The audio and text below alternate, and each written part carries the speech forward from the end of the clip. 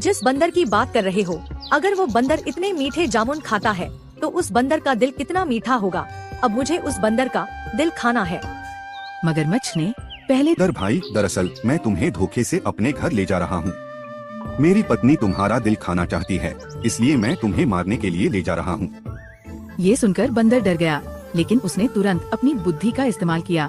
वह बिना घबराए बोला, अरे तुमने पहले क्यों नहीं बताया? मेरा दिल तो पेड़ पर ही रह गया है। मैं उसे उतार कर लाता, तब ही तुम्हारी पत्नी की इच्छा पूरी होती। मगरमच्छ ने बंदर की बात पर विश्वास कर लिया और उसे वापस पेड़ पर ले आया। जैसे ही मगरमच्छ ने बंदर को पेड़ के पास छोड़ा, बंदर तुरंत ऊपर चढ़ गया और सुरक्षित हो गया। अब बंदर ने हंसते हुए मगरमच्छ से कहा, अरे मूर्ख मगरमच्छ, तुमने मुझे धोखा देने की कोशिश की, लेकिन तुम भूल गए कि मैं एक बंदर हूँ और बंदर चालाक होते हैं। लाल जामुन का पेड़ था। उस पेड़ पर एक चालाक और हंसमुख बंदर रहता था। वह बंदर दिन भर पेड़ पर उछलता कूदता, मीठे मीठे जामुन खाता और मस्ती करता। वह खुशहाल था, लेकिन कभी कभी उसे अकेलापन महसूस होता था, क्योंकि उसके पास कोई दोस्त नहीं था। मच्छ से कहा, अरे मगरमच्छ भाई, तुम भूखे लग रहे हो, मेरे पास कुछ मीठे जामुन हैं, क्या तुम खाओगे?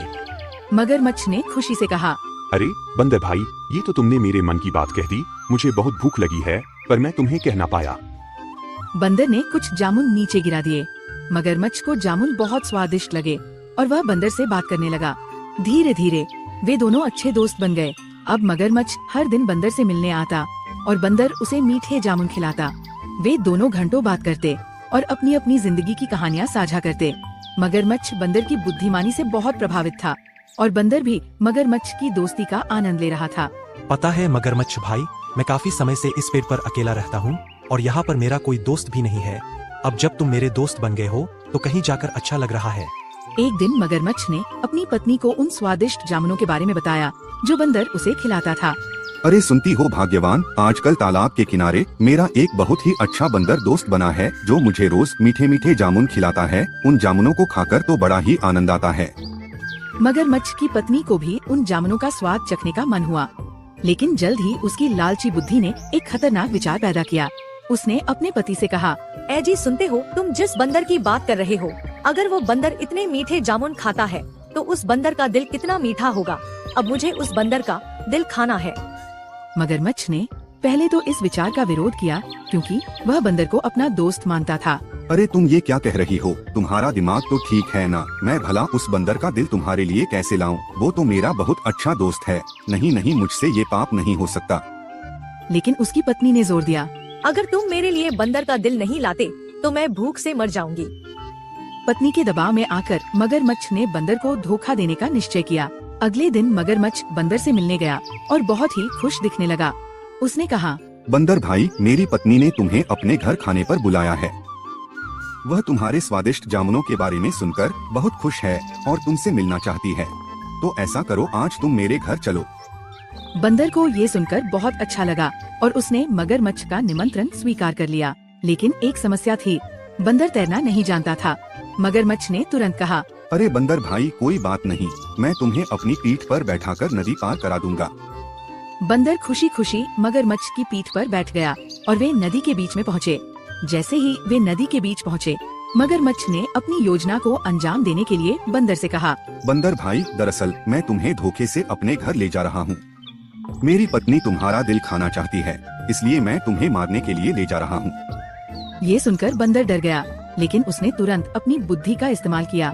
वह बिना घबराए बोला, अरे तुमने पहले क्यों नहीं बताया? मेरा दिल तो पेड़ पर ही रह गया है। मैं उसे उतार कर लाता, तब ही तुम्हारी पत्नी की इच्छा पूरी होती।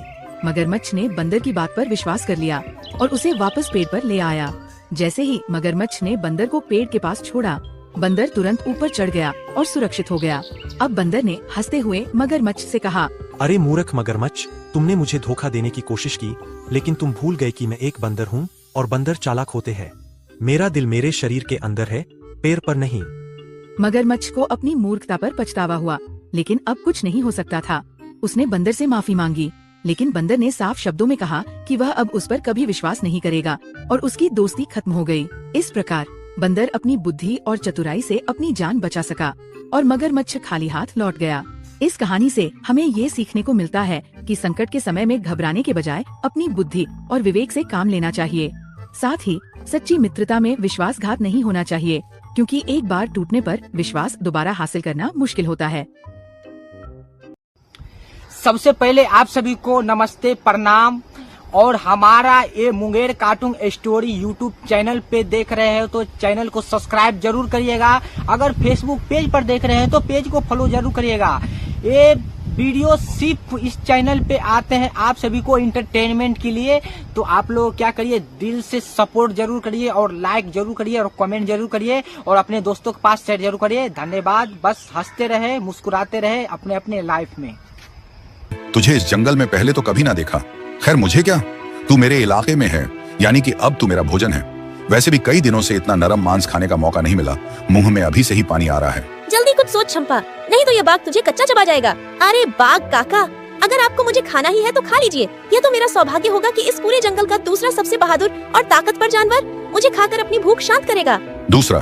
क्या मतलब तेरा दूसरा?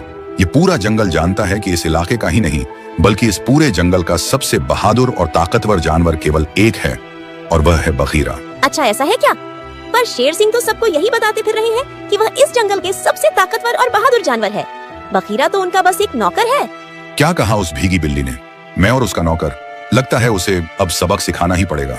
बकरी चल तू मेरे साथ, तू भी देख कि जंगल का असली बादशाह कौन है। वहीं दूसरी तरफ जब चीता नदी किनारे अपनी प्यास बुझा रहा होता है, तब वह रेणु बकरी को किनारे से गुजरते हुए देखता है। क्यों रे बकरी, तू यहाँ इधर उधर क्या टहल रही है? तुझे तो अभी मेरे पेट में होना चाहिए। चल बता तुझे कहाँ से खाना शुरू करूँ, सर से कि पैर से? अरे चीता चाचा, अब मैं आपसे तेज तो भाग पाऊंगी नहीं। आखिर आप इस पूरे जंगल के दूसरे सबसे तेज जानवर जो ठहरे, तो अब आप मुझे खा ही लीजिए। यह तो मेरी खुशकिस्मती होगी जो मैं दूसरे सबसे तेज जानवर का निवाला बनूंगी। अरे ओ बकरी, यह तू क्या अनाप शनाप बक रही है?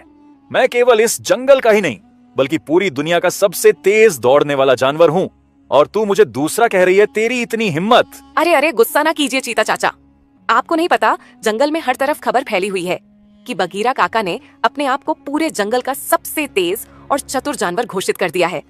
आपका नंबर तो फिर दूसरा ही हुआ ना।